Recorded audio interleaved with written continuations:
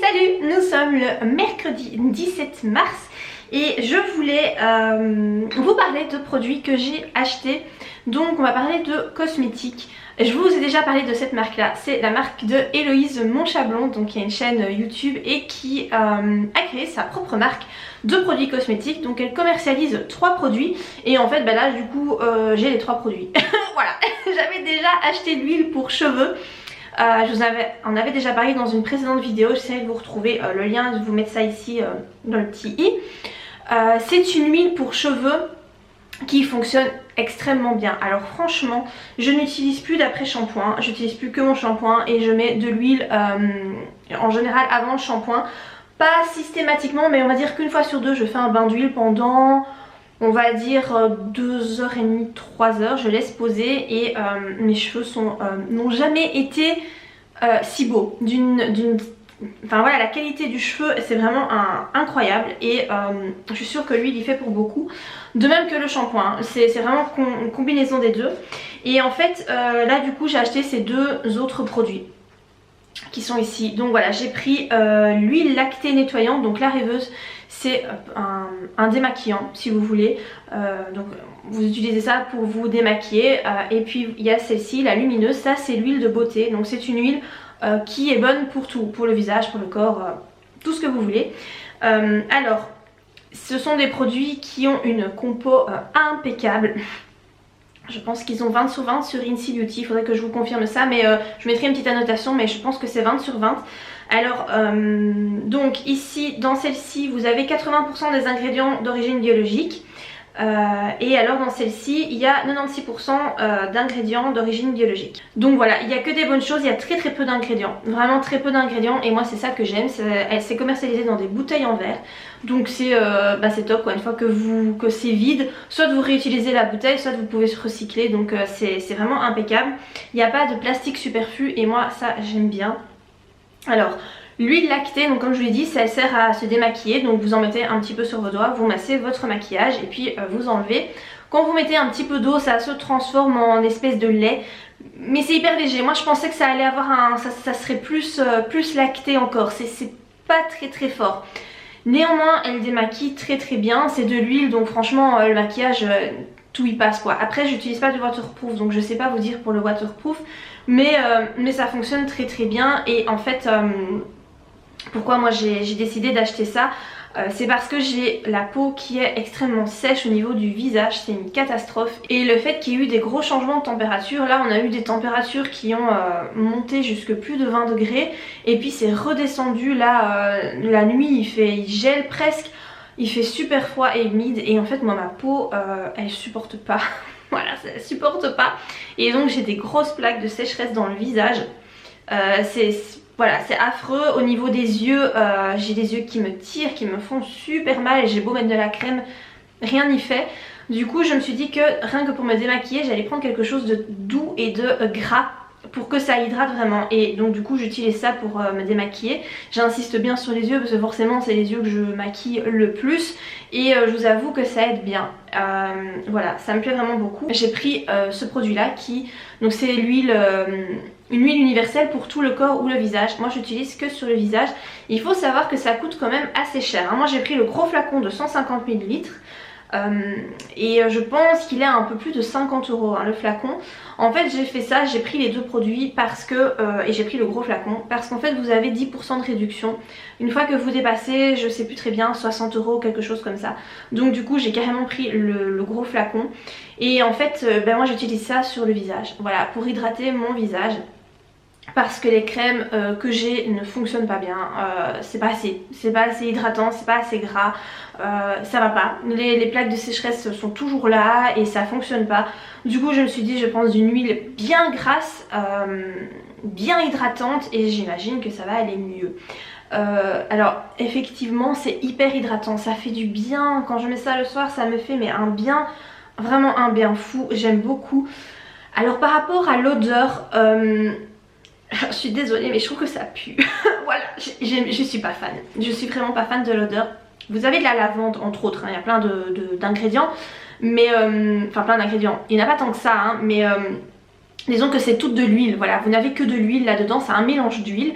Et parmi celles-ci, donc vous avez de la lavande. Je trouve que l'odeur de lavande ressort assez fort, mais avec un arrière-goût d'autre chose, et je trouve que ça sent pas très bon. Voilà, je suis pas très fan.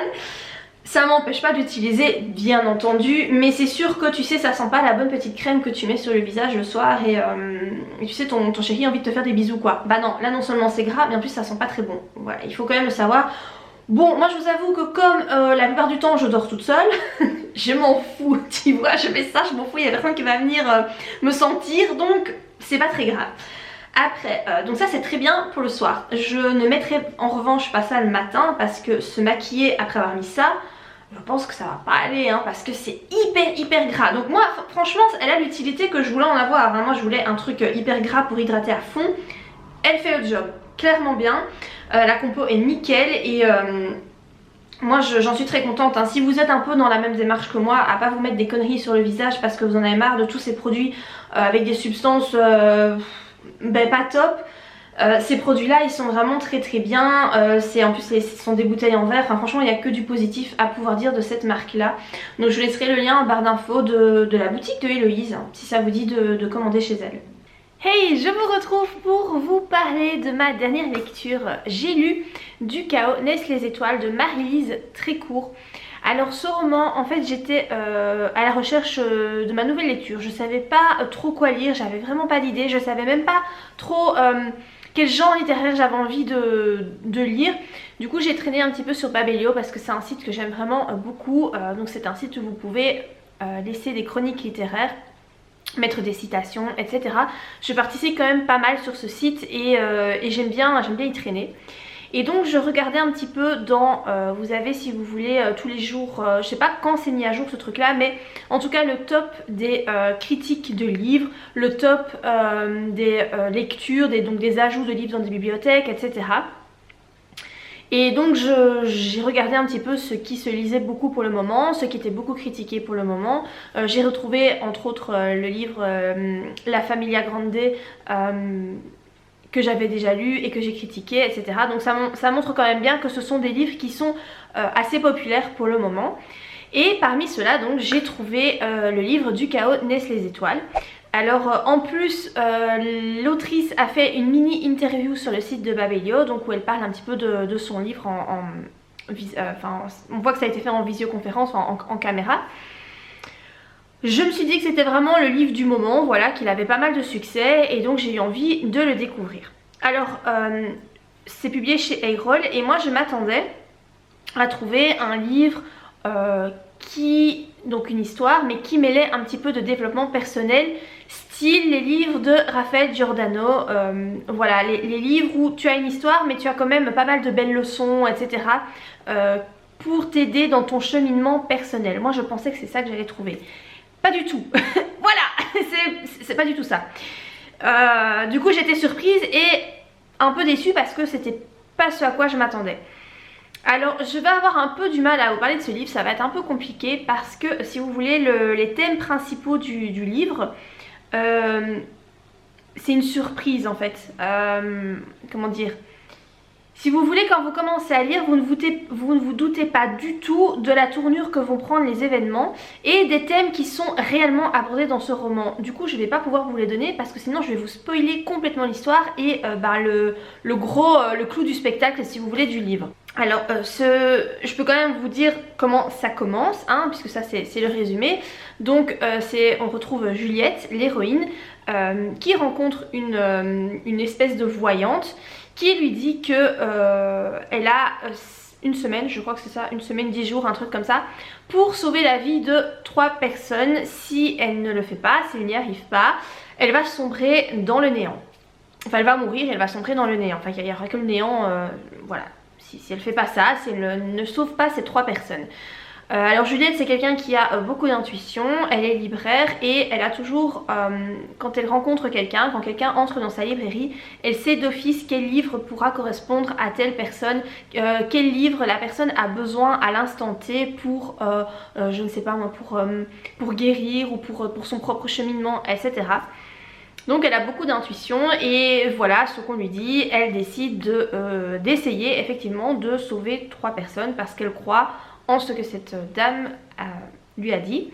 elle décide de partir dans le sud de la France chez son grand-père, enfin chez ses grands-parents, pour que son grand-père puisse l'aider dans sa démarche. Et donc voilà en gros l'histoire. Alors je vais pas franchement pouvoir vous en dire beaucoup plus, si ce n'est que l'autrice nous fait part de ses croyances, comment dire, de ses croyances spirituelles, je veux dire ça comme ça. Et moi en fait j'ai pas adhéré parce que je ne crois pas en la même chose qu'elle. Du coup bah ça l'a pas fait quoi. Quand même, enfin, je sais que je vais parler par... je vais faire beaucoup de mystères dans cette chronique et je suis désolée parce que je sais que ça c'est chiant quand quelqu'un fait ça. Mais je peux tellement pas spoiler que du coup je vais être obligée de faire comme ça. Peut-être que ça vous donnera envie de le lire du coup parce que vous allez être curieux. Disons que les thèmes abordés sont je trouve un peu périlleux parce que je sais pas s'il y a beaucoup de gens qui adhèrent à ça. Et enfin quoi que en voyant les commentaires, parce que les commentaires sont quand même plutôt positifs. Bon moi j'ai pas adhéré du tout parce que voilà, je ne suis pas du tout du même avis que l'autrice. Je respecte l'avis de chacun sur peu importe les domaines etc. Chacun a ses croyances, chacun a son avis sur tout ce qui nous entoure. Et il n'y a pas de problème avec ça, voilà, toutes les croyances sont à respecter je pense. Et on n'a pas à obliger les autres à croire la même chose que nous. Donc il n'y a pas de souci avec ça, mais du coup ça explique pourquoi moi le livre j'ai pas aimé. Parce que voilà, moi je n'ai pas du tout la même façon de voir que l'autrice. Et même si je respecte sa façon de voir, vu que j'y adhère pas, forcément l'histoire, j'ai eu envie de lever les yeux au ciel à plusieurs moments quoi, parce que voilà, ça ne correspond pas à ce en quoi je crois, voilà. Je ne vais pas aller plus loin je pense dans mon explication. Je crois que c'est la chronique littéraire la plus mal foutue que j'ai jamais fait sur cette chaîne. Mais voilà, et en plus elle le dit aussi dans ses remerciements à la fin de son roman, elle le dit que elle espère qu'on va garder la surprise pour ses lecteurs et donc ne pas trop en dévoiler sur son roman. Donc elle a bien conscience aussi que la façon dont elle présente les choses, qu'en fait les gens ne s'attendent pas du tout à ça en lisant son roman. C'est un parti pris je pense, donc du coup voilà, j'essaye de respecter quand même ce qu'elle dit. Écoutez, c'est un roman qui coûte pas fort cher, moi en fait je l'ai acheté parce que je me dis bon, j'étais pas trop sûre à la base, mais je pense que je l'ai payé 4,99€ sur Kindle. Je trouvais que c'était pas trop cher, donc je me dis au pire si ça me plaît pas ça va, c'est pas cher quoi, tu vois, c'est 5€, c'est pas cher. Bon, ça se lit très vite, il y a très peu de pages, il y en a 200, 250, un truc comme ça. Et voilà, écoutez, si vous l'avez lu, n'hésitez pas à me dire ce que vous en avez pensé. N'hésitez pas à me dire si je vous ai donné envie de le découvrir du coup avec tous mes mystères autour de ce roman. Je déteste faire ça, mais là franchement je vous jure j'ai pas le choix. Si vous l'avez lu, vous comprendrez, vous pourrez comprendre en fait pourquoi je fais autant de mystères, voilà, je pense. Du coup là je me suis lancée dans un roman plutôt feel good et je pense un petit peu développement personnel mais vraiment léger. C'est plus un roman du style Virginie Grimaldi ou ce genre de choses vraiment feel good avec un tout petit peu de développement personnel. Donc le roman que je lis s'intitule 10 minutes par jour et c'est de, je vérifie parce que je ne retiens pas son nom, Chiara Gamberale. Je pense que ça se dit comme ça parce que c'est une italienne, donc c'est un roman qui est traduit de l'italien. Je n'ai pas pour habitude de lire des romans traduits de l'italien. Moi la plupart des romans que je lis ce sont des romans francophones. Je lis rarement des romans traduits. Et je vous avoue que souvent, j'ai un peu du mal avec ça parce que je trouve que les traductions sont pas toujours terribles. Du coup j'évite. Je préfère vraiment lire des auteurs francophones et je trouve qu'on a de très bons auteurs en France, en Belgique, en Suisse, même sans doute au Québec. Et je pense que c'est plus intéressant de découvrir ces auteurs là. Mais bon voilà, j'avais envie de lire celui-ci. Je me suis dit je vais une fois lire un auteur qui est d'une autre nationalité que la mienne. On verra bien ce que ça donne. Je suis pas très loin dans ma lecture, je crois que j'ai lu 20% du roman. Et en fait le pitch, l'intrigue principale du roman, c'est que vous avez donc l'héroïne, je n'ai même pas retenu son nom. C'est pour vous dire, je suis en train de le lire, je ne sais même plus comment elle s'appelle. L'héroïne, voilà, l'héroïne est au bout de sa vie parce qu'en fait son mari l'a quittée il y a un peu plus d'1 an.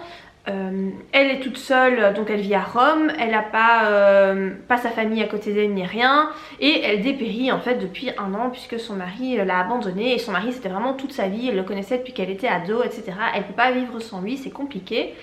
Et elle va voir une psy, et en fait la psy lui dit eh bien on va jouer un petit jeu si vous êtes d'accord.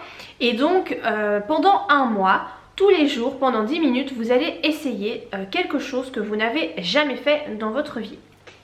Et donc elle se prête au jeu et elle commence comme ça chaque jour à découvrir quelque chose qu'elle n'avait jamais fait avant. Alors elle est censée le faire 10 minutes. Certaines choses prennent un peu plus de 10 minutes, mais en tout cas voilà, grosso modo ça doit faire 10 minutes. Et le concept en fait moi me plaît bien parce que je trouve que essayer de faire quelque chose qu'on a de nouveau tous les jours pendant 10 minutes, je trouve que le concept est vraiment chouette. Alors je ne sais pas quelle sera la finalité de ce roman, qu'est-ce qui va se passer, qu'est-ce qu'elle va découvrir, etc. Je suis impatiente parce que franchement l'idée de base me plaît plutôt bien. La traduction est pas folle je trouve.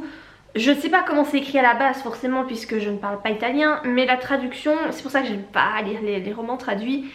Je trouve que la traduction c'est pas non plus un truc de fou, voilà. Mais bon, ça se lit vite, c'est fluide, c'est pas, c'est un petit feel good quoi. Donc en général ces romans là, ben, on les découvre, enfin on les lit assez rapidement. Voilà, je vous en reparlerai quand je l'aurai fini, à mon avis d'ici la fin de semaine, peut-être début de semaine prochaine je l'aurai terminé et je pourrai vous en dire plus. Donc voilà par rapport à cette vidéo, écoutez, si elle vous a plu, n'hésitez pas à la liker, n'hésitez pas à me donner votre avis sur le roman du chaos Naissent les étoiles si vous l'avez lu. Et ben moi je vous dis à très bientôt pour de prochaines vidéos, bye!